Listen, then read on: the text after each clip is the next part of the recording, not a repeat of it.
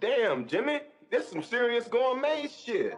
Me and Vincent would have been satisfied with some freeze-dried Taster's Choice, right? And he springs this serious gourmet shit on. What flavor is this?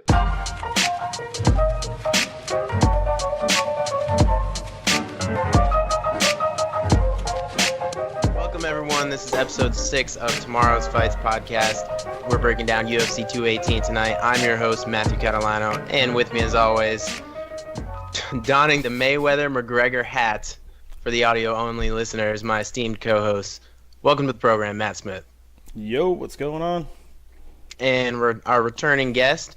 How you doing, Matt Branston? Hey, everybody. All right. So, with our backgrounds in wrestling, jiu-jitsu, and taekwondo, you're getting the best of all three worlds as we dive into this breakdown. Thoughts on the card? I just want to say that I think this is a sneaky good pay-per-view, and there's a lot of relevant, notable fights that are developing contenders, developing prospects, actually moving divisions along. And, yeah, I don't know. What do you guys think about 218? Top 3 card of the year. Up and down, there's not even really any fight that I don't care to see, which is very rare for the 2017 UFC. There's been a lot of throwaway cards and throwaway fights. And it seems to me that this card, pretty much has something for everybody, top to bottom. Even on the prelims, it seems that there's enough in there for everybody to get something. Yeah, I mean, coming off of UFC 217, sometimes you have this come-down effect when you have a big blockbuster pay-per-view.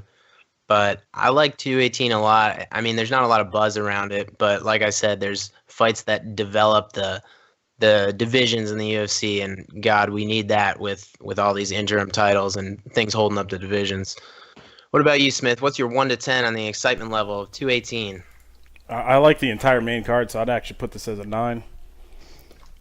A 9, damn. Yeah, no, it's a pretty good one.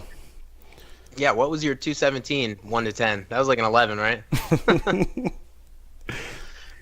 But I think 216 was like a 6. So, putting it in perspective, I mean, this is definitely a top 5 card of the year. Okay, let's jump right into the prelim. So, in the interest of time, we're not going to break down every single prelim, but what we are going to do is we're going to pick our one breakout fighter of the prelim. That is, who do you think with a win is about to go on some special run or is bound for stardom? Number 2, we're going to pick our pink slip fighter of the prelims. This could be extended to the main card if no one applies. That is, who is at danger of being cut with a loss? And then lastly, we'll pick our most intriguing fight of the prelims. That's the one that we care about the most. That's what you're looking forward to right before the pay-per-view starts. And that's potentially what the UFC is looking at to hook people to buy the pay-per-view. So, Branscombe, let's start with you. Who's your breakout fighter of the prelims? I hate to do it to you because we talked about this earlier today, but I'm going to have to go with Herrig. Me and you discussed this earlier today that she, in her last 3 fights in her win streak that she's been going on, she's looked more and more like a complete fighter. She's got the look, and it looks like she's starting to put all of her different skill sets together and become an actual all-around good fighter, top to bottom. She takes a big win here. She's stepping up on the main card status, and maybe, with the way the division's going, maybe stepping into title contention pretty soon. That's who I'm picking for breakout fighter. Yeah, I feel you there. That was actually going to be my pick too. I mean, Herrig is someone that came over when the Invicta girls migrated into the UFC and they opened up the strawweight division. If you didn't know anything about Invicta, you probably still knew who Felice Herrig was, and you kind of thought she was one of the contenders. Well, she was more of a journeywoman fighter at 115, but as she says, she was always plagued by like stress and anxiety issues where she was just never able to focus in the cage. She was a gym fighter, they say, right? Someone who performs really well in the gym, but then when you're under the lights of the UFC octagon, you just can't pull it off. But now, like you said, she's on a 3-fight win streak, and I think the UFC would love it if she got herself into contention. Obviously, she's got a huge fan base. Tough. Yeah. She was on the Tough show. She got all of that. She got all of that exposure there. She's very active on her social media. She embraces her sexuality, but that's perfectly fine. She markets that, and I don't have a problem. I don't have a problem with that at all. I mean, I have a problem if the UFC favors people for how they look as employees, but I don't control that. I'm picking Harry too. I guess just so that we don't double up. My second pick would be Drakkar Klose, who is he's undefeated. It's actually I believe he was a state wrestler, but he fought that French prospect Marc Diakese last and beat him in a split decision. So, I mean, we're gonna see if he can carry up the chain of that undefeated run. He's fighting David Tamer, who's a kickboxing champion. So this is Drakkar Klose. He's a grappler. And he's getting 2 back-to-back high-octane dynamic strikers in a row, which that sucks. But, if there's anybody that can deal with them, it's an up-and-coming wrestler. So that's what I'll be looking for. What about you, Smith? I was actually going to say Paul Felder. He's going against Charles Oliveira. He's been around for a while. I think if he wins this, it would definitely move him up the ladder. Dude, and Paul Felder he's like stepping into the commentary role.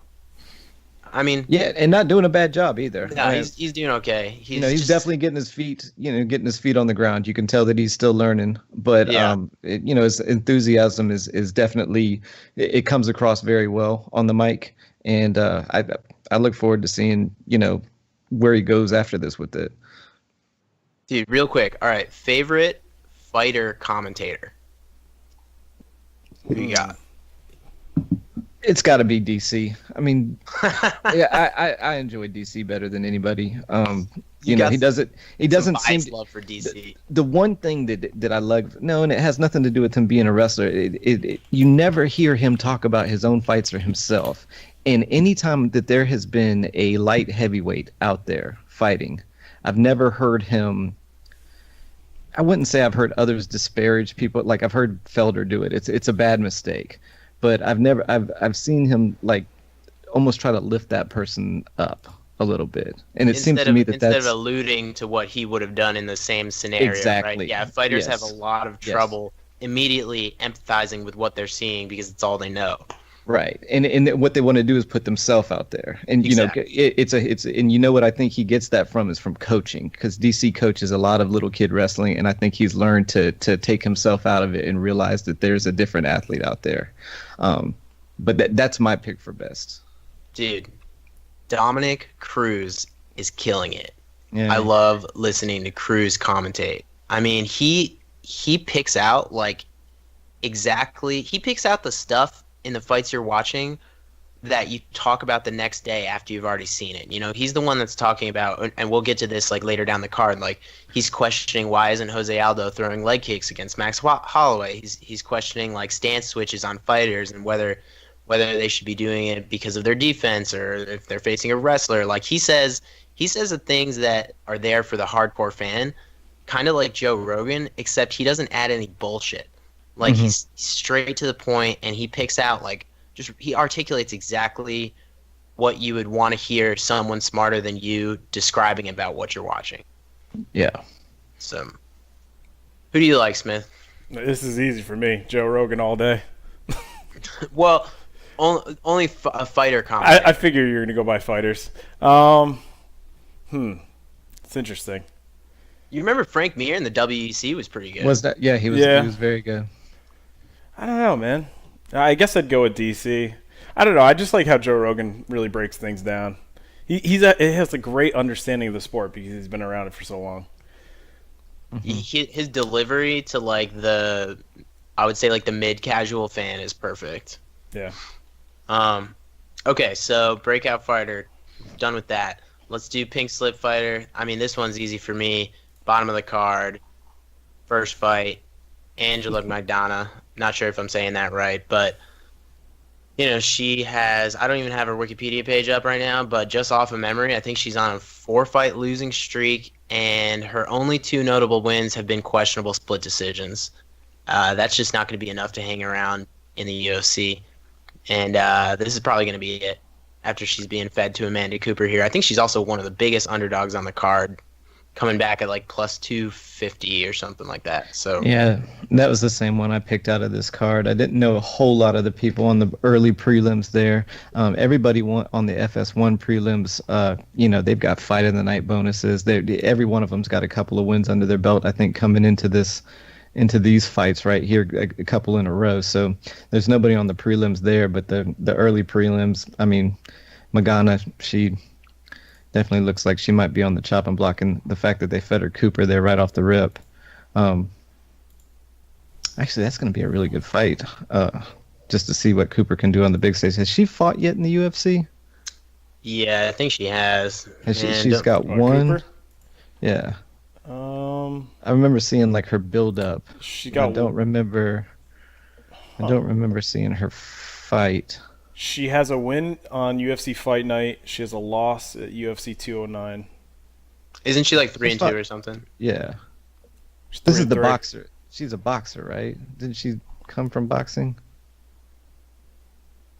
Maybe I've got her confused with someone else. Well, her summary says powerful, switches stances, unpredictable. Are you reading the UFC summary? Don't fucking fall for that shit. Unpredictability. You know that some intern gets paid to just like thesaurus buzzwords. No, they probably just that quickly shit look at a on there. video and they're like, "Oh, she's so unpredictable." Dude, Yeah. who uses adjectives like powerful to describe the skills of a fighter? What the fuck does that even mean? This is Power- great. Oh, see, on my screen, I didn't even see the comment in there, so I thought they were saying she had powerful switches. Dude, that's like she was saying really good at getting off a bottom. She has Yeah. powerful switches. she has great critical hits. Yeah. Well, it says she has good guard and submissions, but her only 2 losses are from round 1 submissions. Imagine that. Shocker. Okay, well, I think we all agree that it's probably Angela Magnana going if she does lose. I don't see anybody else that's really in danger of being cut here, which is great. I mean, it's a quality card with quality fights. There's really nobody fighting for their job except on the early prelims, so you love to see that. Okay, moving right along. The fight on the prelims that intrigues you the most. Smith, let's start with you. Ooh. Interesting. I actually, I'd have to say Holloway and Aldo. Only On because the prelims. Oh, on the prelims? Oh, we're Yeah, not yeah. the main cards? Okay. Well, then I'd have to go with probably Herrig and Casey. Yeah, I think that's going to be a great fight. it's going to be a good test for Herrig. One I think she passes. What about you, Branscombe? I'm going to have to go with the curtain jerker that they got there at the end. Olivier versus Felder. Bangers. Both of them, Oliveira is good at, not only just not only throwing kicks and punches and putting all that together, but he's also a very talented guy off the ground. I mean, how many submission wins does he have? Oh, dude, he is the most dynamic. I'd be willing to say he's the most dynamic submission finisher in the UFC. Just like when he gets a hold of something, he's gonna finish it.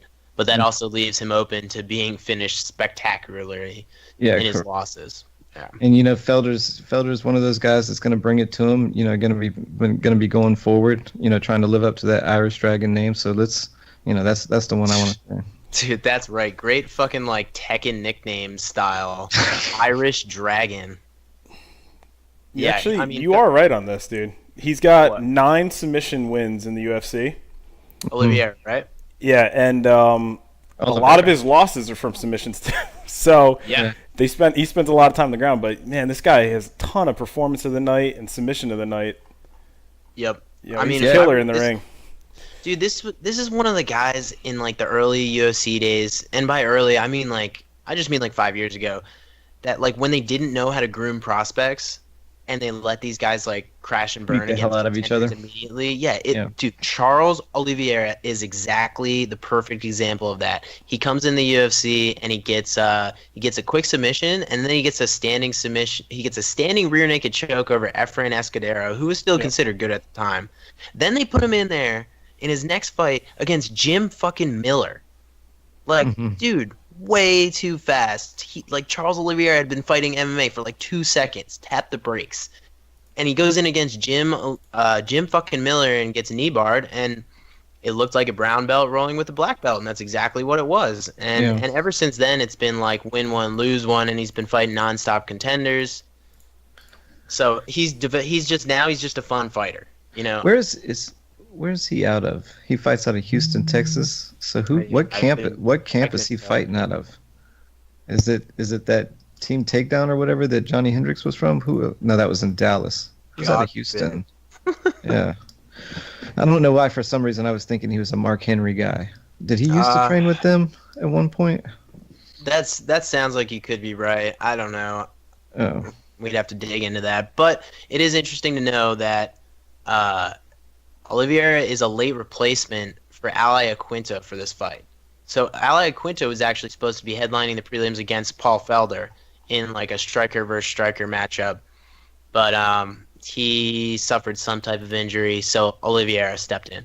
So, yeah, that's a good pick. Mine is probably the Drakkar Klose David Tamor fight. David Tamor came off the Ultimate Fighter, but he's like a former kickboxing world champion. And he just beat Lando Venata, who had a ton of hype behind him, looked really good in his debut against Tony Ferguson. So, like I said, this is going to be a big test for Drakkar Klose to fight another dynamic, exciting striker. And I believe David Tamor is the slight favorite in that fight. So that should be exciting. So that's my pick. But cool. Those are all on what? Fox Sports 1, right? Yeah. Let's take a look. That is not a bad prelim card right there. No, I think it's really good. Early prelims are on Fight Pass, and then the rest are on FS1, which will be changed to FS3 at the last moment for for fucking some NASCAR. college. Yeah. Yep. It'll be changed to Fox Sports 2, which no one gets, and then we'll stream it from our phones until it gets back to Fox Sports 1. Great. All right, so the prelims, 8 o'clock for the cable prelims on Fox Sports 1, 6:30, I believe, for the Fight Pass prelims. Then it moves over to pay-per-view at 10 p.m., and the opener on the card, Tecia Torres versus Michelle Waterson. Tecia Torres comes in at a minus 205 favorite. Michelle Waterson coming back at a plus 165 underdog. Does that surprise anybody? What was it? What was that again? Yeah, what was that? Tecia Torres is a minus 205 favorite against Michelle Waterson, the karate hottie, who is plus 165. Does anybody feel? How do you feel about that? I don't think that's too far off. I mean, so what's that put her at a 2.5 to 1 under over favorite? Yeah, I mean it's a little further away from a coin toss. You gotta bet. You gotta bet $200 on Torres to win 100. So. Yeah, I don't think that's far off. Waterson did not look very well in her last fight. Against the champion. Now the champion. Right. Who did Waterson fight right before that? She fought Paige Van Zandt. That was her. Yeah. That was her. Both of them have lost to Rose. Fight. Yes. Mm-hmm. Okay, so I actually really like this fight. So I'm gonna start off. So the biggest common thread here is Rose Namajunas. She's the most recent loss of Waterson and Torres. So Torres was undefeated before she lost to Rose Namajunas in the UFC, but she has a win over her in Invicta. She has a decision win over her in her third fight in Invicta. And then in her 8th fight, I believe, she lost to her by decision in the UFC. It was a pretty close fight. I think it was a unanimous decision for Rose, but a lot of people scored it for Torres as well. So that's her most recent loss. After that, Torres came in on short notice to fight Juliana Lima, who she finished to get her first win, her first finish ever in her mixed martial arts career. She finished her by rear naked choke. Waterson, on the other hand, came from Invicta, where she was the 105-pound atomweight champion. So she's actually moving up in weight to fight at strawweight in the UFC because, of course, they don't have an atomweight division. So this is going to be one of the first times where Tecia Torres fights somebody that's smaller than her. Michelle Waterson is a little taller. She's 5'3". Tecia Torres is 5'1", but the reach is almost the same, 61 inches to 62 for Waterson.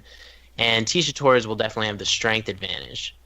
So, Michelle Waterson came into the UFC. She submitted Paige Van Zandt. You remember exactly what happened in that fight. Paige Van Zandt,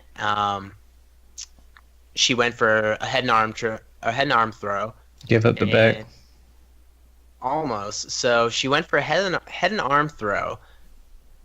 Waterson took her back briefly, and then they went to the clinch, and then Waterson hit a head and arm throw on her. But it was when Paige's back was against the cage. That is the only time I think you should be trying a head and arm throw, because at that point they can't hip out and jump to your back, right? They're pressed against the cage. So from there, she just climbed right to Paige Van Zandt's back and choked her out in like 3 minutes. And that was Michelle Waterson's like come out fight. Even though, I mean, anybody with a brain could have told you she was more technical than Paige Van Zandt, right? So after that, she gets the fight against Rose Namajunas, which was her last fight. That was in April. And she lost that. Ironically, she lost that by rear naked choke because she went for a head and arm throw in the middle of the cage, and she got her back taken off of that. But that's not actually why she lost. She lost because she wasn't defending her face when she stood up, and she ate a head kick. She ate a head kick that floored her, and she recovered just enough to sort of, try to get her guard back, but you could tell she was only half there. Rose jumps on her back and chokes her out. So, both these fighters have a recent Rose Namajunas loss, but that doesn't look so bad now, does it? Now that Rose, obviously the new champion. My thoughts on this fight, originally when it was announced and I saw the odds, I thought Waterson should be the favorite. Torres is a short, stocky kickboxer. She looks like she would be a good wrestler, like a good submission grappler. Her reach is, and she's just too short and has too small of reach to use an effective kickboxing game in the 115-pound division, but she does it anyways. Like, her body type doesn't suit what her game plan is. But when she tries to wrestle, when she tries to do damage on top, she's successful. I believe she is a former wrestler, a high school wrestler. That could be. I know she's only a blue belt in jiu-jitsu. She doesn't have any submission wins except for the last one. I mean, of course, that doesn't tell the whole story, but when you watch Torres fight in her early career, it was tough. I mean, she is a point fighter, and a lot of these karate or Muay Thai medalists, champions from other martial arts like that, they're so used to point fighting that they come to the UFC or they come into mixed martial arts and they have trouble getting that killer instinct, And Torres kind of suffered from that in her early career. So in her loss to Rose Namajunas, she threw a lot of side kicks. But against a longer fighter, she just can't get her boxing game going inside. She's just eating jabs all day. So she does a lot of, she'll try to catch kicks. She'll try to rush into the clinch and throw a bunch of hooks. If you are against the cage, she will go for a takedown. She will initiate the clinch. She's good at winning rounds. She generates enough offense, even if she's not doing damage. It's the type of offense that judges like to see. She's throwing flurries of punches, whether you're against the cage or you're in the clinch. Michelle Waterson, on the other hand, she's a great kicker, and she's a dynamic finisher. Much like Charles Oliveira, almost every win and loss in Michelle Waterson's career is a finish, and most of them are submissions. Well, in the UFC, all of her wins and losses are from submissions. Even look at before that. I think she's only got one win by decision. All the rest are submissions. She's an incredibly dynamic finisher. Just like Charles Oliveira, just like the Frank Mears, the Josh Barnetts. If she's locked in on a submission, she's going to get it. But at the same time, she'll throw up sloppy arm bars from her back. She'll get her guard passed that way. I think Tecia Torres is more than savvy enough from Top Game to avoid that. I could see this fight really going a lot like Michelle Waterson side kicking from the outside using her karate stance, and then Tecia Torres rushing in. Michelle Waterson doesn't get her back off the cage well. She's going to be at a strength disadvantage. So Tisha Torres could win rounds just by holding her up against the cage if she wants, even if she can't get the takedown, and that's going to cause Waterson a lot of trouble. If she does get the takedown, Waterson has that Anthony Pettis problem where she'll just sit on her back and fish for submissions while she's losing. Other than that, I mean, besides maybe hurting Tisha Torres coming in, Torres shooting on a takedown, and Waterson spinning to her back and getting a finish like that, I could see that happening, but that's like a 1 in 10 type of scenario in this fight. So that's why I got to take Torres by decision. Yeah, I was going to agree with you on that. I went back and I reviewed both these fighters, watched a lot of videos on them, and I'll tell you, Torres is very athletic. She throws amazing combinations. So I think if this is going to stand up, I think Torres could actually pull us together and take the W for this. I think if it ends up on the ground and then, things get a little sloppy, then it will go in Waterson's favor. But, I'm going to have to see. But I think Torres. if it's on the ground, I think Waterson's on her back. Like, true. And if she's on her back, I think Torres has good enough submission and defense to stay out of. Dude, and Torres is so athletic. Like, she doesn't look like she loses steam. Like, she can keep pace and throws amazing combinations too. I bet she would be a great 5-round fighter. Yeah. So, okay, we're both taking Torres. Branscombe, are you going to deviate or are you making it unanimous? Yeah, unanimous. I definitely believe that Torres is gonna be able to pull this one out. Michelle Waterson's getting a little long in the tooth. I think, I don't know how long her kickboxing and whatnot career was before she got into MMA, but she's already 19 fights into her MMA career. I think we've seen what we're gonna see from her. I think Tisha Torres is still got some more to go up in her career. And, I think she's the more athletic, more powerful, maybe has more of her tools in her arsenal than Waterson does. And I think she easily walks away with the decision on this one. Yeah, all right. Well, that makes it unanimous for Waterson over Torres. Waterson, again, is the minus 205 favorite. Waterson coming back at plus 165. You mean Torres over Waterson, right? Yeah, sorry, did I misspeak there? Yeah, Torres minus 205. Waterson is the underdog plus 165, which is, this is exactly the fight in both of their careers. They were actually supposed to fight at UFC 194, but this is the perfect time to make this fight. They're both essentially coming off losses to the same person. I know Torres did have that win in her last fight, but she was a late replacement, and she was like a minus 500 favorite. She was supposed to dominate that girl, so there's not a ton you can take away from that. So, at their respective points in their career, this is the fight to make. So I'm glad it's happening. Yeah, I was wrong about that, by the way. She comes from a Taekwondo background. I don't know why I thought she was wrestling. I think I got her mixed up with Cookie Monster because I think she came from a straight. Yeah, Carla Esparza. Yes. Yeah, I think she came from a straight wrestling background. And yeah. It's funny because Tisha Torres is very small for her weight class, and with a very short reach, she's almost always undersized, yet she wants to strike, and that's hard to do when there's people cutting down to 115 with longer reaches than you. I mean, when you go back and watch that Rose Namajunas fight, she just couldn't even get close to her because of Rose's jab, And Waterson, unfortunately, is not a true 115er, and she can't take advantage of even being 2 inches taller than Torres because she doesn't have the reach. So, I mean, if Waterson can't keep her back off the fence or can't keep her back off the mat, she's not going to win a decision. Okay, moving right along. Damn, I love this fight. Eddie Alvarez versus Justin Gaethje. Damn, this is going to be violent.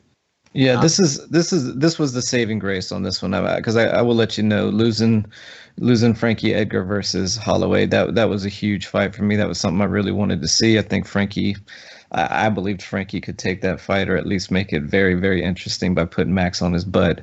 But the fact that this Alvarez-Gaethje fight is in here, I mean, that saves the card for me. Otherwise, I probably wouldn't have really cared much about it at all. And yeah, these are two serious bangers. There's nothing either one of them love more than get punched in the mouth and waking up and coming back and doing it. This is one of those fights where if your girlfriend doesn't like mixed martial arts because it's too violent, just go walk her out of the room for this one. Yeah. Because it's going to be...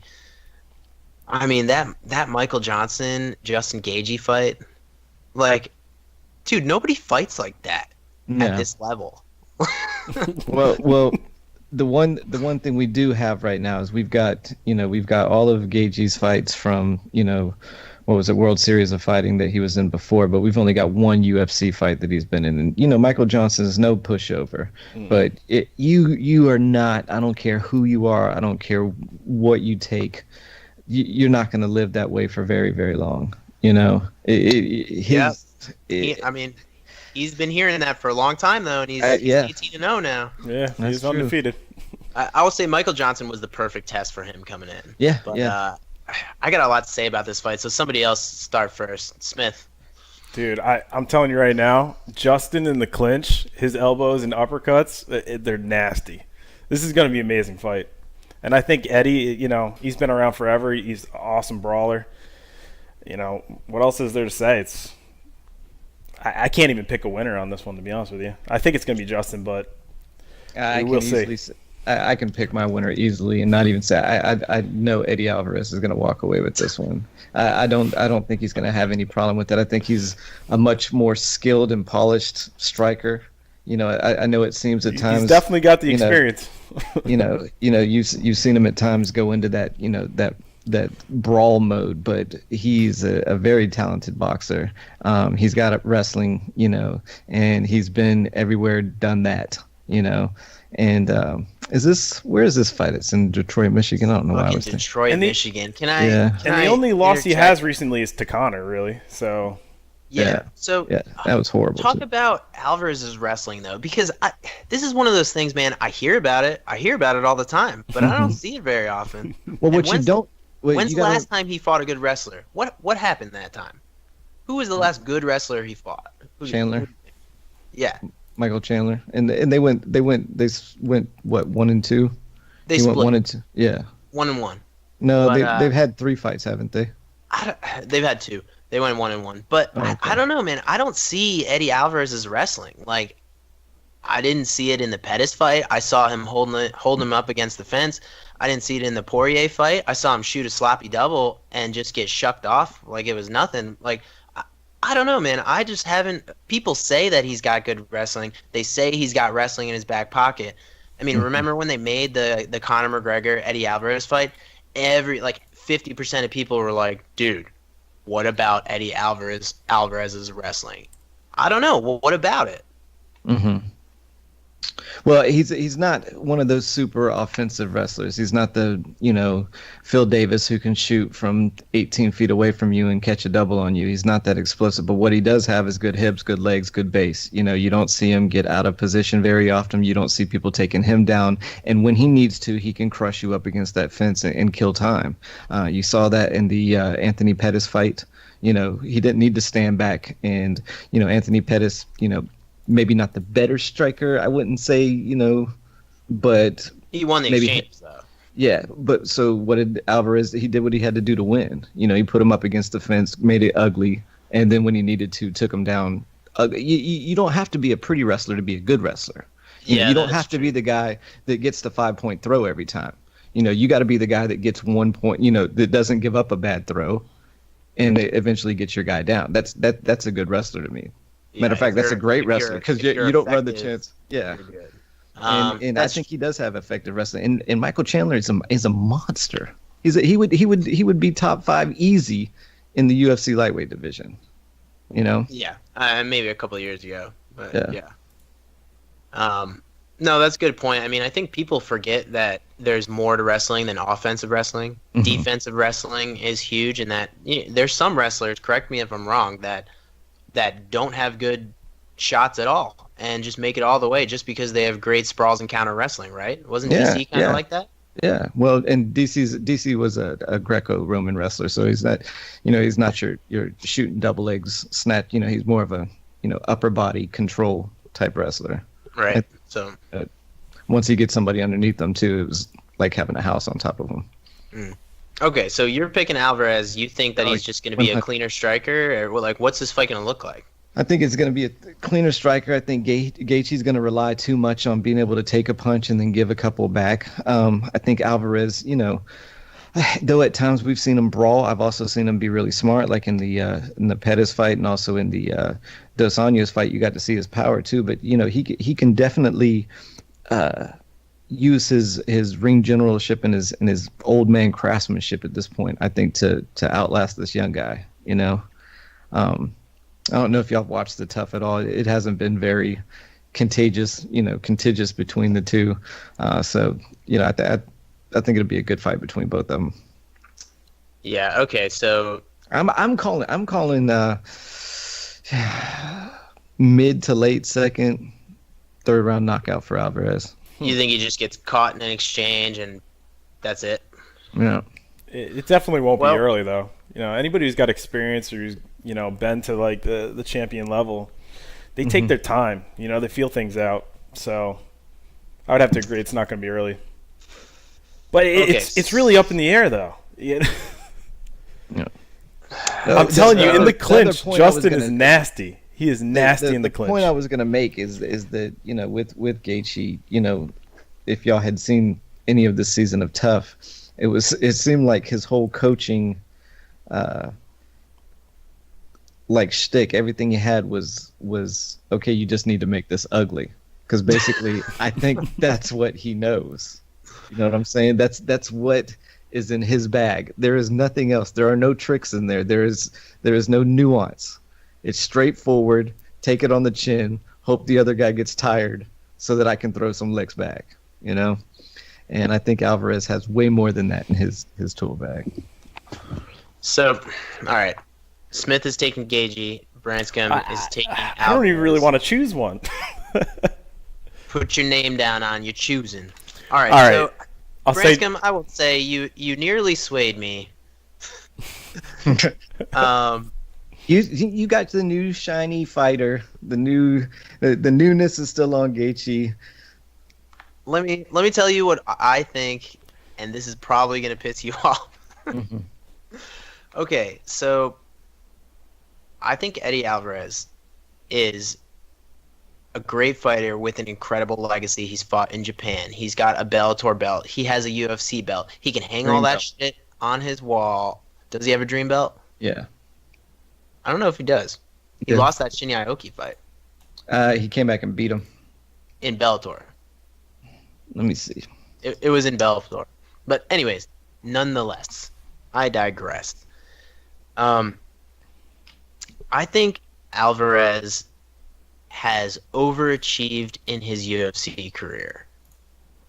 And what I mean by that is he comes into the UFC, loses to Donald Cerrone,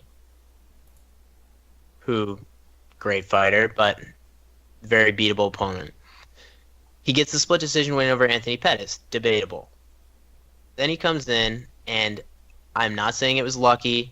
I'm not saying it was a lucky punch or a lucky exchange. He was targeting Rafael dos Anjos' face with his fist, and he hit him. And he unloaded on him in that first round. Alvarez even admitted that he literally emptied the gas tank on him. But hey, if you know you got a guy finished, that's what you got to do. And then the Conor McGregor fight happens, and he gets blown out of the water. Mm-hmm. The Poirier fight happens, and I mean, I thought he was losing, clearly. I just think Alvarez's striking was never as good as everybody thought it was after his Bellator run. Even in his Bellator run, he's getting hit all the time. And even Alvarez says, sometimes I just need to get touched for that blood to get flowing so I can get in the fight. And I mean, you kind of saw that in the Poirier fight. The other thing about Alvarez, he's got a weakness to leg kicks. We saw it in the Donald Cerrone fight. He just doesn't check leg kicks. He doesn't. It's not in his game plan. He's not interested. For all the brawling that Justin Gaethje does, he throws some hard, good leg kicks. That's a huge part of his game. If you go back and watch his World Series of fighting, I will say, on first view, Justin Gaethje, yes, he looks like just a brawler. Does he have a great strategy for longevity of a mixed martial arts career? Absolutely not. but he's been damn effective so far, and he does have a couple tricks up his sleeve. He is an NCAA wrestler. I think he's Division I, Branscombe, if you can fact check that. So he's got his wrestling in his back pocket. He throws hard leg kicks. He actually is he's not a good defensive fighter, but when you go into the pocket in the center of the octagon, he's about as good as you can get. I mean, he shoulders up and he blocks a lot of punches. Really, you're flipping a coin when you're in there and you stand that close. But Gaethje's whole game plan is to get you against the fence so you can't back up anymore, and then he has the space. That's where he does his damage. That's where he gets you in the clinch. That's where he ends his combination with knees. And I just think Alvarez is past his prime. He's a slow starter. And Justin Gaethje is not going to let you breathe in there. I think if they are in the pocket, I think Gaethje is going to hit harder. I think he will get Alvarez against the fence. Even if Alvarez does want to wrestle him, I think Gaethje can defend those takedowns that are coming slower and slower for a 34-year-old Eddie Alvarez. And I think even if Justin Gaethje wants to put together a point-fighting game plan to win, he can just leg kick him from the outside. So, I think Alvarez is tough enough to hang in there for 15 minutes, but I don't think he's going to get the decision. And I think Alvarez is on the downslide of his career. Mm-hmm. Yeah, I don't like what you said. I just don't like it. I don't agree with any of it. I still wholeheartedly will put my money behind him. And you were correct. He did not win the Dream Championship. He made it to the finals and wasn't able to continue in that Grand Prix because of a cut. That's right. He beat Tatsuya Kawajiri, and then he couldn't finish the tournament. Yeah. And then he lost to Shinya Aoki later. It was in K1 Dynamite. It wasn't in Dream. And I think that was for the Whamma belt. Yeah. Which was like some made-up bullshit that Fedor had, remember? So you're saying if it goes the distance, you don't see Eddie winning? I'm not saying that. I mean, Eddie Alvarez, if he wins, it will probably be by decision. But I think Eddie is tough enough to hang in there for 15 minutes versus Justin Gaethje as well. When did the Michael Johnson fight end? Was that third or fourth round? Third, right? Let's take a look. Second round. Second round. Dude, that fight was so brutal. I think Michael Johnson is a less defensive fighter than even Eddie Alvarez is. I think this will go the 15 minutes. But, man, I think Justin Gaethje is actually a bad style matchup for Eddie Alvarez with his defensive wrestling, with his leg kicks. And I think he's just a younger, better brawler than Alvarez.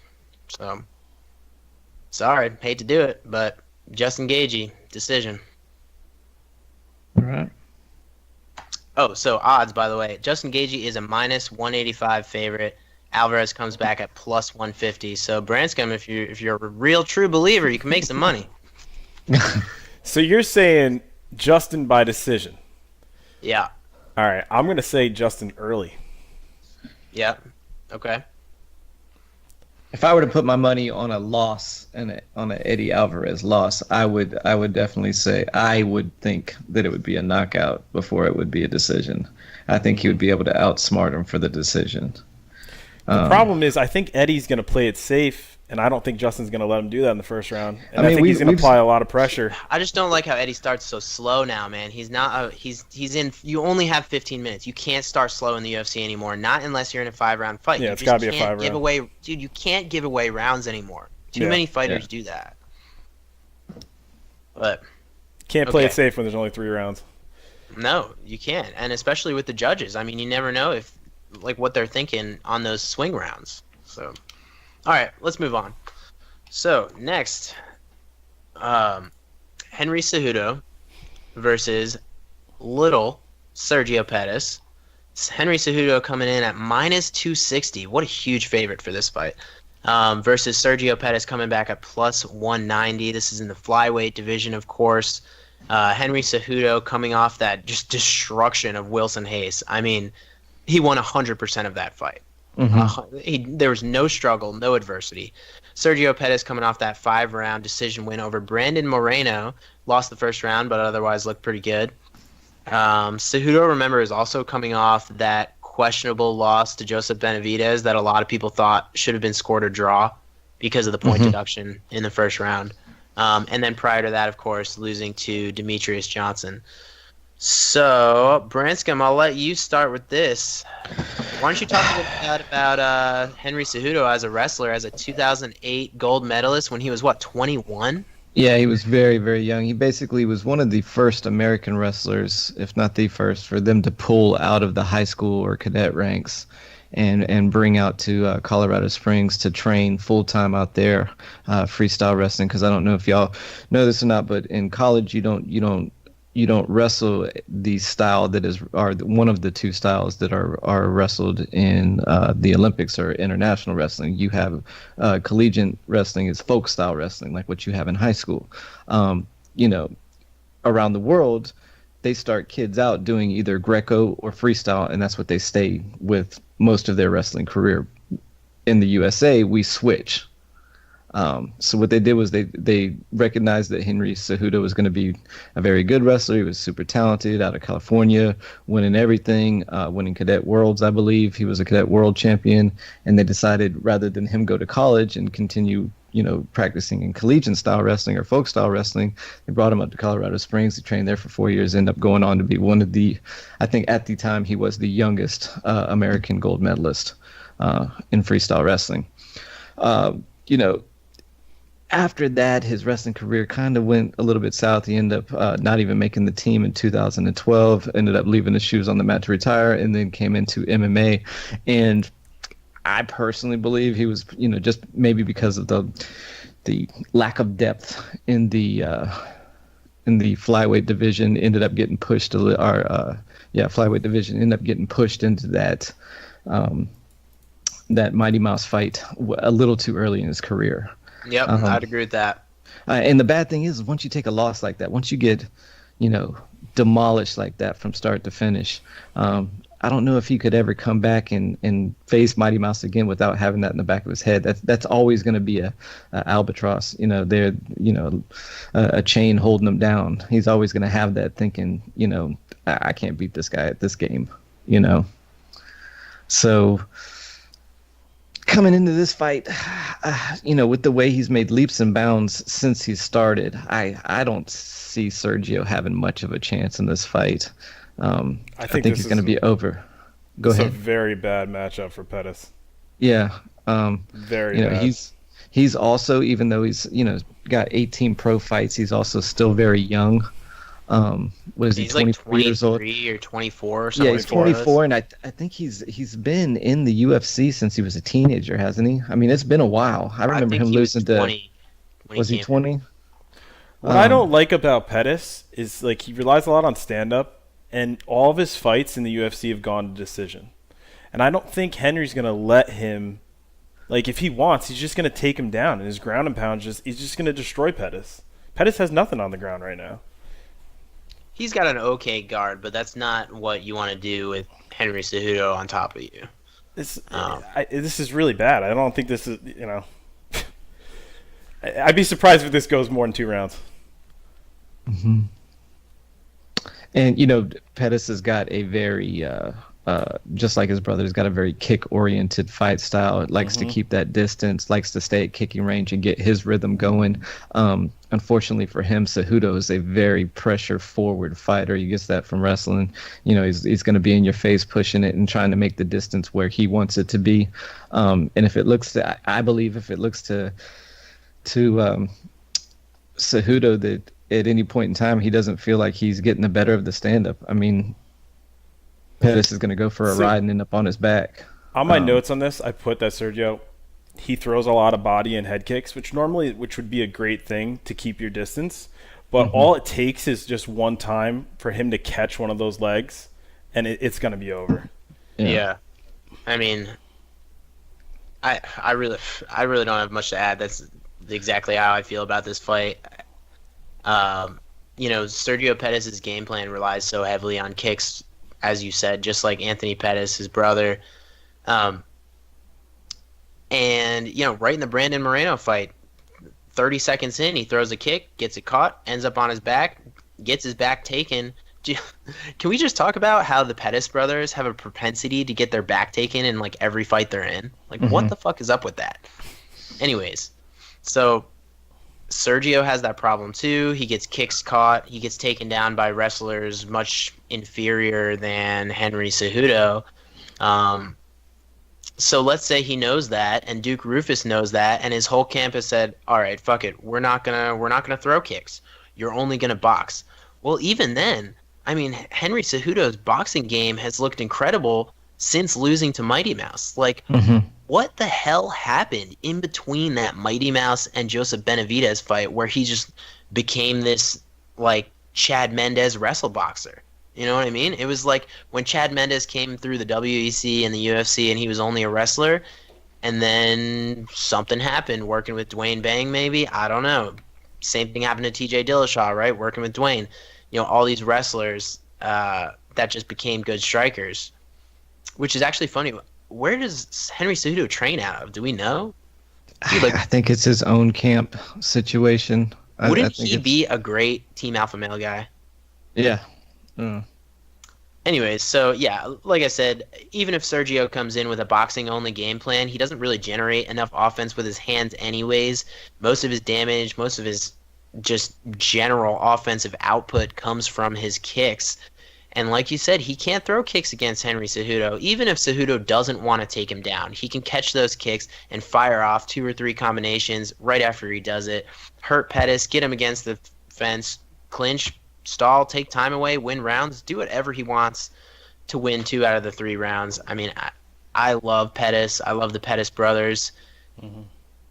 I just don't see an avenue to victory for Sergio Pettis. Like, not even... And not with his style of kicking. It's not going to work. He'd have to adapt like what John Jones does and like either throw those kicks like off the like the top of the thigh or, you know, or towards the knee. He'd have to keep them lower, like leg kicks. But he throws a lot of body kicks. He throws head kicks. They're going to get caught. One of them's going to get caught, and he's going to end up on his back. I do feel like I would be remiss if I didn't remind all 3 of us right now that all of us have said we don't see any avenue for success for Sergio Pettis. On the last card, the only fight that we said that over and over again was there was no way Rose Namajunas, there's not a avenue she can take that she is going to come out on top of that one, and she was the biggest win of the night. So, dude, I really didn't think there was one. No. I'm not even going to apologize for saying it. I didn't think she belonged in the fight to begin with. And she came out with the dub. Yeah.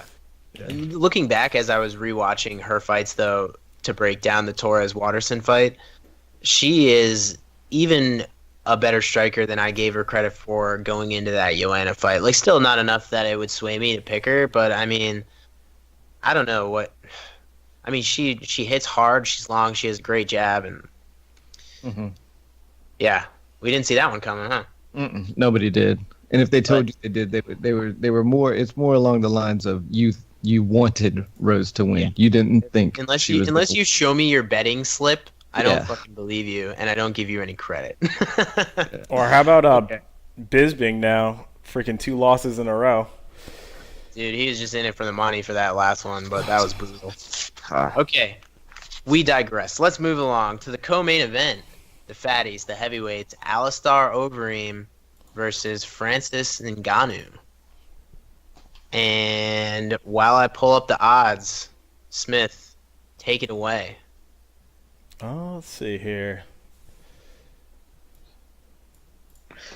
I bet Ngannou's the favorite on this one, isn't he? Absolutely. He's like minus 190 or something, if I remember.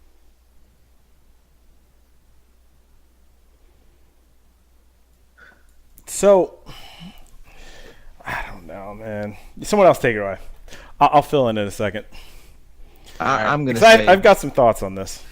Post USADA, not so Overeem anymore. I think he's gonna go out and he could. I know this is supposed to be the smarter, more tactical Overeem these days, but you saw in the Stipe fight, he doesn't like to get touched anymore. He'll turn around and run the other way. I think this big Cameroonian Nigerian nightmare dude is going to touch him, and all he's got to do is touch him once, and we're going to see that Allistair slump where he just falls forward off of something that didn't look like it was very hard. He's been knocked out, 10 times by some monsters. Oh, yeah. Dude, there is no secret that Overeem's chin is his weakness. Even he knows that. I mean, that's why you see him literally turning and running the perimeter of the cage. Right. Like, not even, like, his back is to his opponent. Like, no striking coach would ever tell you that that's okay. But he sprints around the perimeter, and that's when you start hearing the crowd boo. Sorry for the interruption, but yeah, I think the young guns got this one. I think Overeem, it seemed to me for the last couple of years has been in this for paychecks. You know, we did see some better fights out of him. I think with the Frank Mir fight was a pretty good fight out of him. He fought really smart in that one, but everything I'm hearing about Ngannou is he's a smart, hungry young fighter.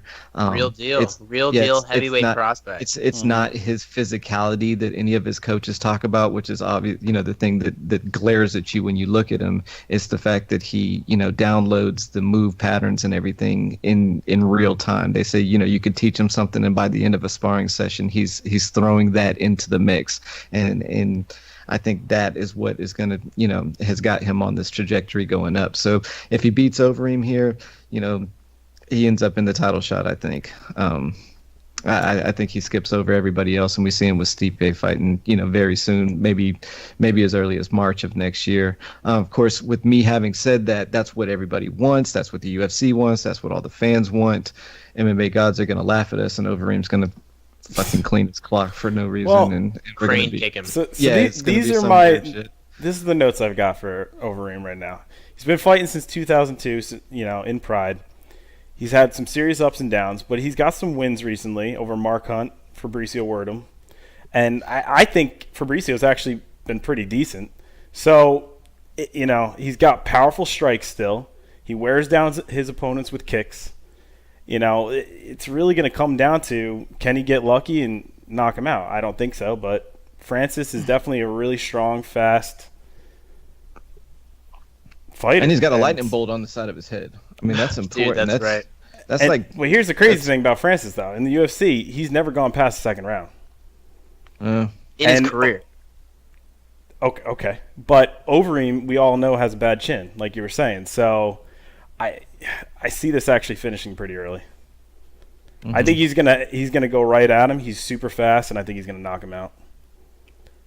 Yeah, I mean, I pretty much see this the same way as you guys, so we're not gonna have much dissension here. But very quick, just looked at the odds. What do you think? What kind of favorite do you think Francis Ngannou is? At least 200. Is he a minus 200? He's minus 240. Whoa.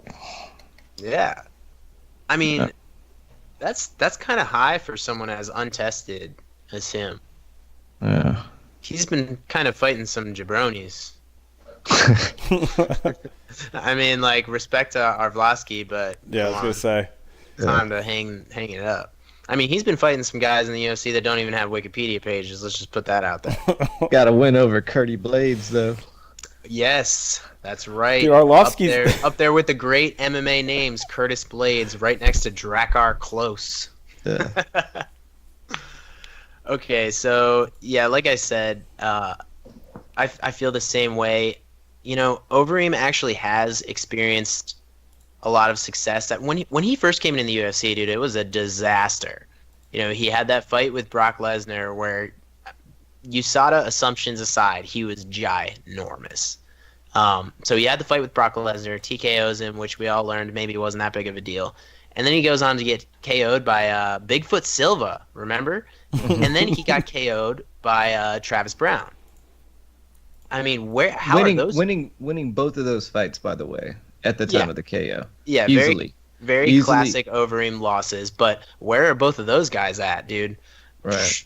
Gone. Anyways. Dude, Overeem has such a long fight career. It's unreal. Yeah, it's insane. So, yeah, after those knockout losses, Overeem, you got to give him credit. He sat down with his team, and they all said, hey, we know that when you get touched, you fall down, so we can't let that happen anymore. It's time to develop a new strategy. And that's what you've seen the sort of tepid kickboxer Overeem come out very, very patient, like literally willing to do the bare minimum to win if it means he's not engaged in a firefight. So he's a much smarter fighter. It's made him more boring to watch, but it's made him more effective. It's made him a more winning fighter. So I don't think that's going to be enough to get him the win against Francis Ngannou, though. I think what you're going to see is Francis Ngannou rushing him, not giving Overeem the time he needs to be patient and throw his feeler kicks out there, as they call them, a lot of front kicks, a lot of teep kicks, a lot of side kicks. You know, I could see Overeem evading Ngannou for the first round, and then again, you know, he'll either probably what's going to happen is he gets caught on the fence, grabs a clinch, tries to hurt Ngannou with knees, and then just gets caught with these huge hooks and uppercuts and just slumps to the floor against the cage. That's the most likely outcome I see in this fight. Moreover, though, even if he does run away from Ngannou against the fence, who says Ngannou isn't fast or long enough to just leap in and clunk him with one of those hooks while Overeem is turning away? You know, I could absolutely see that happening too, where just his running strategy comes back to bite him. Either way, I think Francis Ngannou has enough offense to put Overeem down without getting hurt too bad himself, and I like him to get a title shot because of it and fight Stipe sometime in 2018. Dude, out of Overeem's last 7 fights, the only loss he has is to Stipe. So yeah, that's because he's developed his new little patient kickboxer game. His kicks do wear down opponents, though. You can really see it in a lot of his fights. I don't think Ngannou's going to play that with him. Knees. You know what I mean? He's got some of the best knees in the game. He's a super, super talented kickboxer. I mean, you know, K1 Grand Prix world champion. You know, the guy's fought all over the world, but I just think, you know what? I'm not going to say there's not a chance that Overeem can't win this one, can't pull it off. You know, Ngannou being as untested as he is, you know, his resume is basically, you know, he worked at McDonald's for 2 years. Overeem has, you know, has ran every that's not too five-star. far from like what he was doing before he started boxing. Yeah. If you read his backstory, it really is like that, you know. Yeah, so there's definitely a chance, but like everybody else, that Overeem slump is what I've got in my mind, and that's what I think is going to happen. Yeah, I think if Overeem does pull off the win like you're talking about, it comes from a tie clinch he grabs and throws one of those quick knees, snaps it right up to Ngannou's chin, and finishes like that. But I think even if he's in that clinch, I think before that knee comes up, he's getting hit with just hooks bouncing off his temples of his head. So yeah, just like everybody else, I think Ngannou's going to do it and justify that minus 240 favorite. And as we soldier along to the main event, it was supposed to be, of course, Max Holloway defending his belt against one Frankie Edgar. Frankie Edgar pulled out 3 weeks ago due to, can't remember, what was that injury? Something to his face, wasn't it? Didn't he have a fractured cheekbone or something? So yeah, something where there was no way he was going to be able to fight. So 3 weeks out, Max Holloway doesn't have an opponent. UFC 218 is looking in jeopardy. People are talking about maybe pulling Cub Swanson up, maybe pulling Brian Ortega up. I mean, either of those would have been fun. Max Holloway says, fuck it, I'll fight anybody. And who do they give him? The greatest 145-pound fighter in history, Jose Aldo. Like, can we just talk about what a badass Max Holloway is for saying fuck it and fighting Jose Aldo again on 3 weeks' notice? Like, he could have been like, dude, pull up Cub Swanson and let me rip his head off again. Fuck it, I just want to get paid. Get me a title defense. But he said, don't care, anybody. UFC says, hey, we got this guy Jose Aldo, ever heard of him? And he takes the fight. Yeah. So, you want me to start? Real quick, before we dig into it, reading the odds, Max Holloway is minus 300. I believe in the rematch. And I'll tell you why. Against Jose Aldo. Jose Aldo coming back at plus 230. which is the biggest underdog odds I've ever seen Jose Aldo sit at. So I completely agree with that, and I'll tell you why. So after reviewing like both these fighters, no question, Jose is an amazing fighter. But Max Holloway reminds me a lot of Conor McGregor. Okay? They both are like have pinpoint accuracy, great counter punches, and that's the exact skill set you need to beat Jose Aldo. That's why Conor beat him. That's why Max beat him before. They have the perfect skill set to defeat him. So I think those odds are actually spot on. What did you think of the first fight? Like, did you go back and rewatch the first fight? Because Aldo did a lot better than I remembered him doing. I mean, he actually won those first 2 rounds before getting the second round was very, very close. But, before getting caught in the third round. And really what I was most impressed with Holloway was his just positional dominance and patience on the ground when he had him hurt. His doggedness at the end of that. I mean, he stayed on top of that for God, it seemed like they let Aldo take it.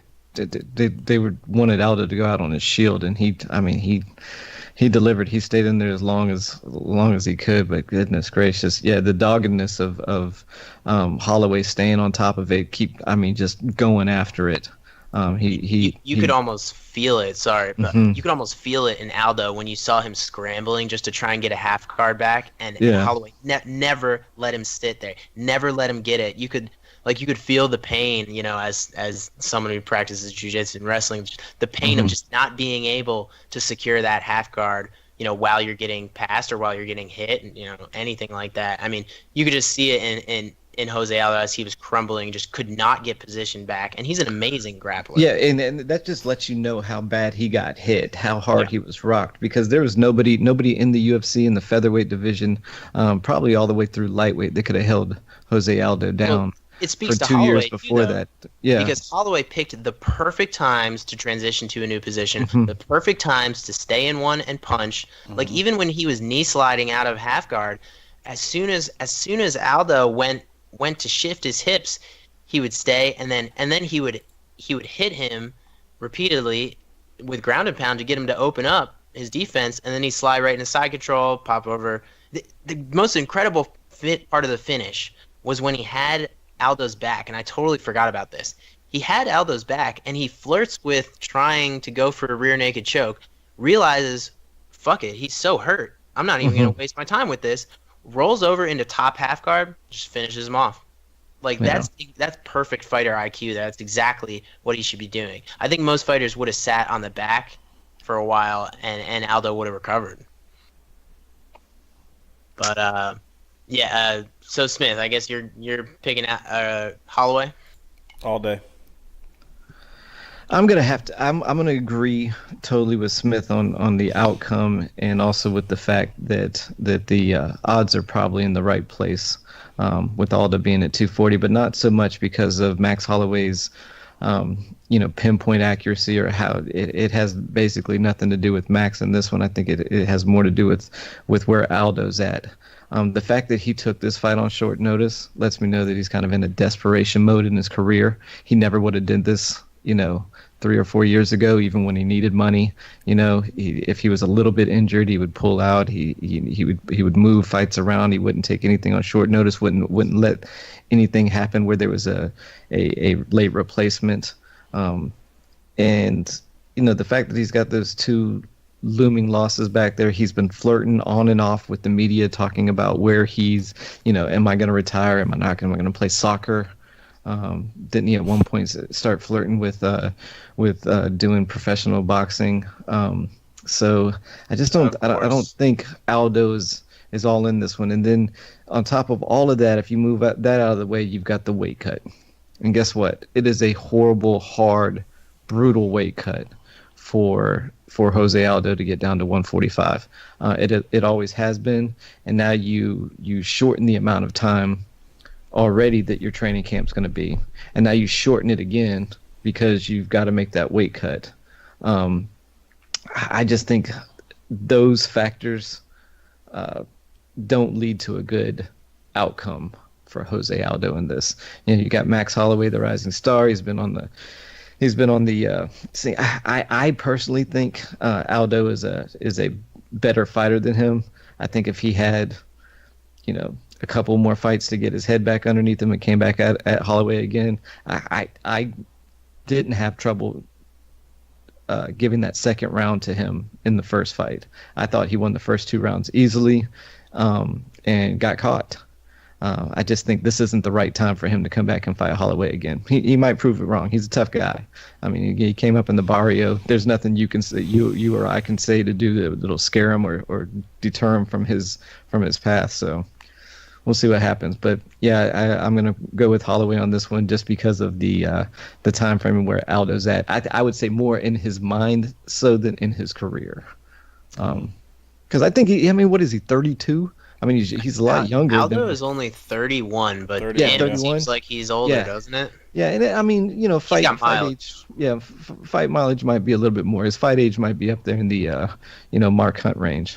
Well, I wouldn't even say that. Tell you the truth, I wouldn't even say that because he hasn't taken as much punishment. I mean, he has 2 bad knockout losses over the last 2 years, but that's it. He didn't take much damage at all in his first career, in the first part of his career. A lot of injuries. Lot of injury. In training, he might have a billion brain traumas from their gym. What people always used to say about Aldo is he never shows up. He always pulls out. He always has an injury. And McGregor lived off that for the hyping up of that fight at 194 or whenever that was. But the only thing I want to add there is just to clarify. Remember, Aldo was in camp training for the Ricardo Lamas fight in a few weeks. So I agree his camp will be shortened, but he was in camp. So I think he'll be in shape. But his camp is going to be shorter, obviously, yes. But it's not like he was eating pizza in Brazil and then just rolled off the couch like with fucking when Chris I believe he owns a hamburger restaurant. Yeah, he likes hamburgers. Yeah, likes hamburgers, that's right. So I don't think Aldo has regressed as much as people are making a deal out of it. People say since he got lost, he's got those 2 losses, and it's almost like they forget that he dominated Frankie Edgar at UFC 200. That wasn't that long ago, and he looked great. He looked great in the first round against Max Holloway too. And before I get to these few notes that I have jotted down, could we talk about the fact that Aldo only threw 1 leg kick in the Max Holloway fight. So what are the reasons that Jose Aldo usually doesn't throw leg kicks? He's fighting a wrestler, right?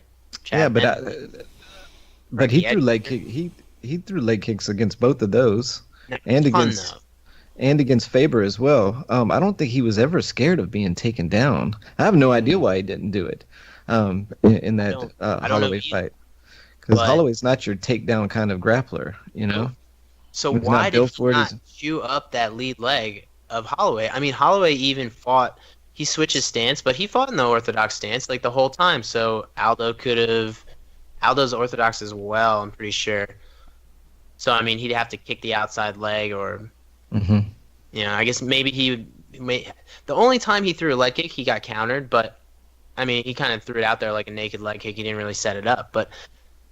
I just have this weird feeling that there was some kind of injury going on that made him not throw leg kicks. Because if you go back and watch that Aldo Holloway fight, that shit was a boxing match, pure boxing. There were like 3 kicks the whole fight. Another thing to note: Holloway looks absolutely massive for 145. He has a real tall, lanky frame. He is, of course, taller than Jose Aldo and looks it, but Aldo has the reach advantage. Which is pretty interesting. So Aldo has a 70-inch reach, and Holloway has 69. And they had some pretty fair exchanges. In the first round, Aldo clearly won that round 10-9. He had a big combo and a knee in like the 2nd minute in. It really looked like he hurt Max Holloway. Yeah, it had him. Yeah, it had his face look shook in there. Yeah, I was surprised we didn't see Holloway kind of buckle there or go to a knee or anything. But he recovered, and then Aldo had a couple more good exchanges, and it was the clearest 10-9 round I've ever scored. So round 2 starts, and by the way, the one leg kick that Aldo threw was in the first round.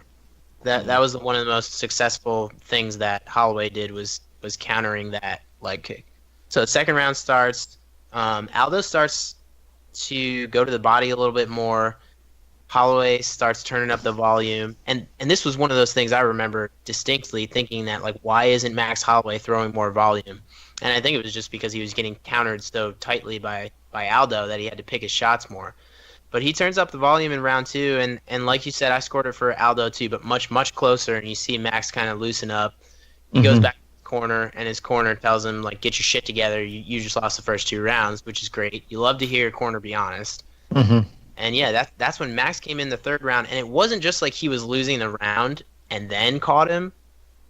He was winning. He was starting to win exchanges. He was starting to fight with more volume, generate more offense. He started to tag Aldo a little bit on the end of his punches. It didn't look like the first 2 rounds.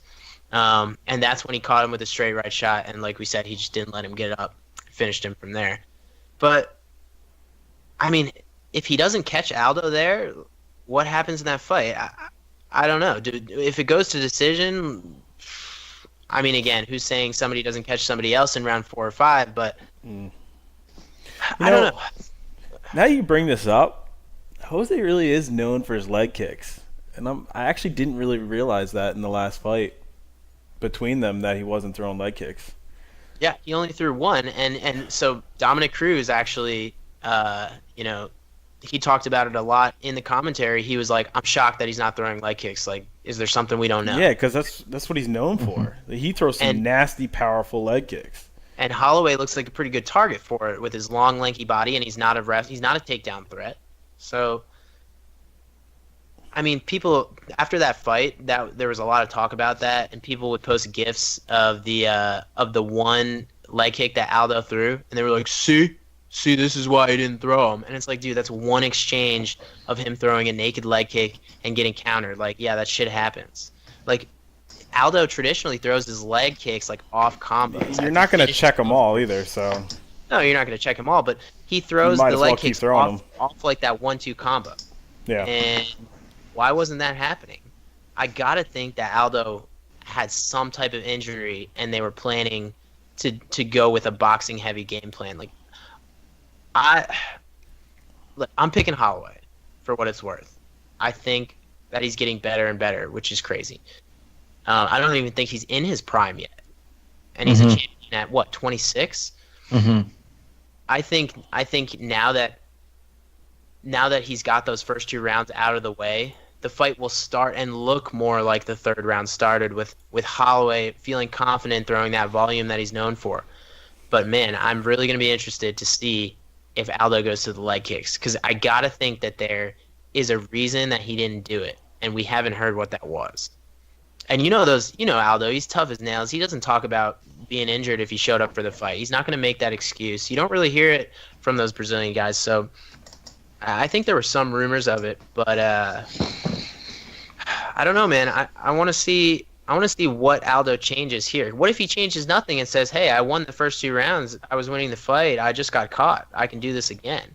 If he comes in with that approach, then I don't like his chances, because I think Holloway has learned, and he'll put the volume on him early. But if he comes in and mixes in some leg kicks there and makes Holloway think, I don't know. I'm interested to see if he has a chance there. So I'm taking Holloway. It's hard to say whether his fight goes to the decision. It's hard to say what kind of shape Aldo's in, where his mind's at. Dude, wasn't it versus Faber that he just destroyed Faber with leg kicks? Yeah, made it in a hamburger. Terrible. Like, he couldn't even walk. Like, he had to hold the cage. Like, the cage was holding him up. You remember his corner picked him up and sat him in his stool, like, just to save him the 5 steps of walking to it? Yeah. So yeah, it is actually interesting you bring that up, because I didn't realize that. Right. So I mean, I'm eager to see the leg kick mystery. Does it come back? Is there a reason that we're not aware that it wasn't there? And if it's not there again, does it mean that his camp knows something that we don't, and they're just going to go with the boxing game? Because if they go with the boxing game, Max Holloway, dude, I just don't think you can do that over 25 minutes. Holloway throws too much volume, and he's tough and durable. Yeah, I like Holloway on points, or maybe a late fourth round style finish, just accumulated damage. I think it's just going to be a rough night for Jose Aldo unless he comes in with a special game plan tailored for Max Holloway, something that involves slowing Max down. It'd have to be low kicks. Have to be leg kicks.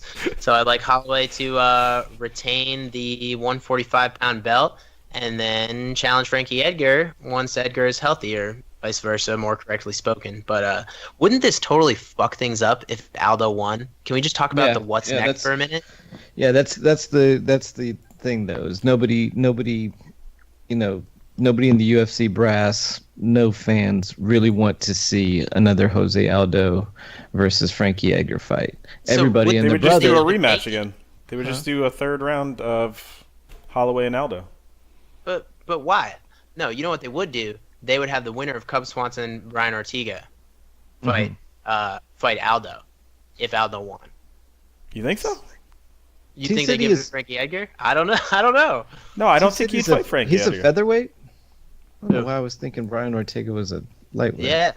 Remember all his third round finish Sheen, dude. Yeah. Yeah, so I think Frankie Edgar could get royally screwed over here if Aldo wins. Because, I don't think they're going to do Edgar-Aldo 3 if Aldo wins. I don't think they'll do it. I think Edgar's going to have to win another fight. Why not, though? You got two guys that are like really good champions. I'd like to see this. I still think this is going to end third round the same way as it did before. Yeah. So you got. I think I'm kind of thinking Jose might be a little bit chinny. We're only their last fight was in June, so we're 6 months away from that, and that was a pretty bad. He got at least one concussion in that fight, possibly 7. So your brain doesn't recover that fast. If I was his team. Who was the ref in the Aldo Holloway fight? Was it Big John? I think it was Big John. Big John's usually really good.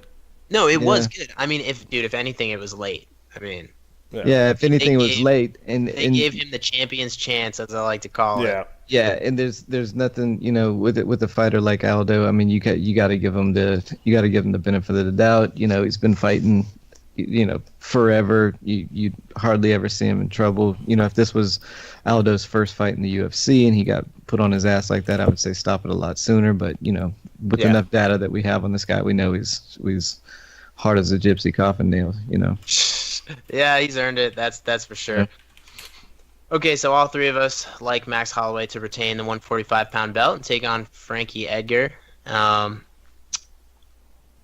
Before we wrap this up, let's get to the listener mail. We have 2 things to address real quick. All right, so let's see.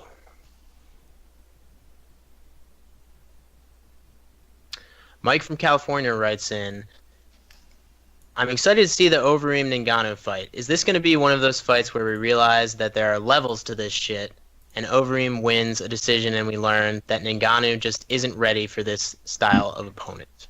Great possibility. Yep, exactly. Totally possible. Mm-hmm.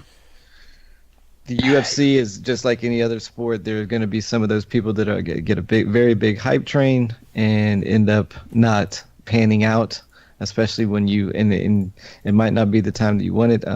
Ask Sage Northcutt, ask Paige Van Zandt, and they were on that full on press and got stopped really early in their careers and kind of brought back down to 0. Now they're building back up. That might be, it wouldn't be such a bad thing for Ngannou if it happened either. He's very, very young in his career. He's only 31 years old, which in heavyweight division, that's 20 years old. He's got 8 more years. It would not be a bad thing, and this very well could happen. He could go out there and just get outclassed. I don't think that's what's going to happen. I think he's going to, blow a kiss at Allistair, or they're going to touch gloves, and Allistair's going to fall over and take his paycheck and go. But that is a very real possibility. The only thing I'll say about that is I actually think Allistair is the right opponent for Ngannou, and people like Sage Northcutt and Paige Van Zandt, they were pushed way too fast. Mm-hmm. So yes, totally possible. I agree with you that Allistair could take Ngannou's lunch money and give him a lesson, but more likely I think Ngannou can do it. The great thing about this fight is they both finish fights. Yeah. So It's going to be a great fight, no matter who wins. Yeah. All right, moving on. Air Water Nature from Reddit writes in. On Torres versus Waterson, I'd enjoy a breakdown of their standing and submission defense. Torres presses forward with high strikes and kicks followed by quick side kicks. Waterson's known for submissions via rear naked choke and guillotine. How is Torres' submission defense? Can Waterson get it to the ground while defending high strikes and kicks? So I guess we kind of talked about this on the first fight of the breakdown. I think Torres' submission defense is more than savvy enough to deal with Waterson, barring she doesn't get hurt defending a choke. I think the submission she will be defending will be on the ground, if any, from Waterson's back. Torres does throw a lot of side kicks, but that's probably the only thing I'd say Michelle Waterson is better at in this fight. I just don't think she generates enough offense on the feet to win rounds against Torres. I think Torres is just going to get inside, and even if she has trouble doing that, she can just hold her against the fence and win rounds in the clinch right there. She's going to be stronger than Michelle Waterson. She's going to be able to bully her in the clinch. It's probably not going to be pretty, but yeah, I favor Torres there. Yeah, and I think with this caliber of fighting too, Waterson working from her back, it's going to be hard for her to finish. You know what I mean? If this was like outside the UFC, maybe. But I think anybody at this caliber is going to hopefully be able to defend any type of submissions from, their opponent that's on their back. So hopefully.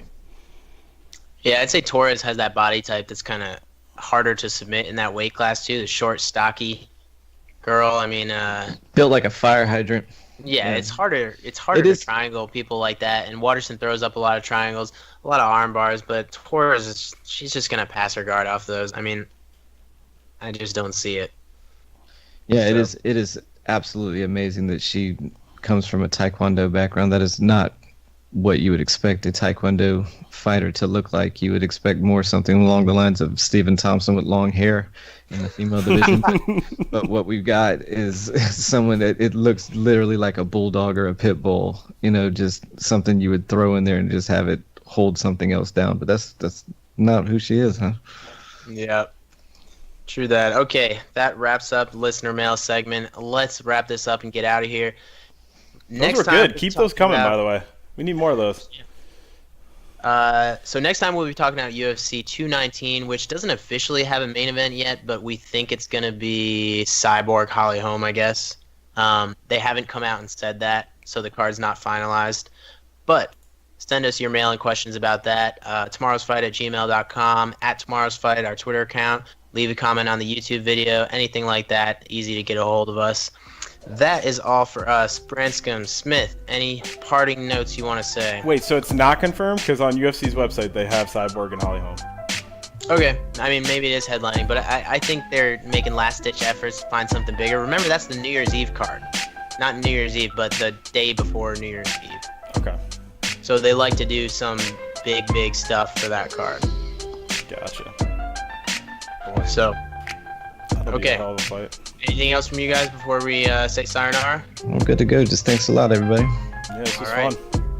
Great. So this has been Tomorrow's Fights. You can go ahead and find us on YouTube, SoundCloud, Stitcher, iTunes, everything on the website, tomorrowsfights.com.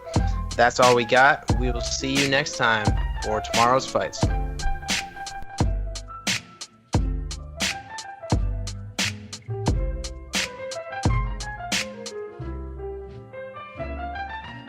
I don't need you to tell me how fucking good my coffee is, okay? I'm the one who buys it. I know how good it is.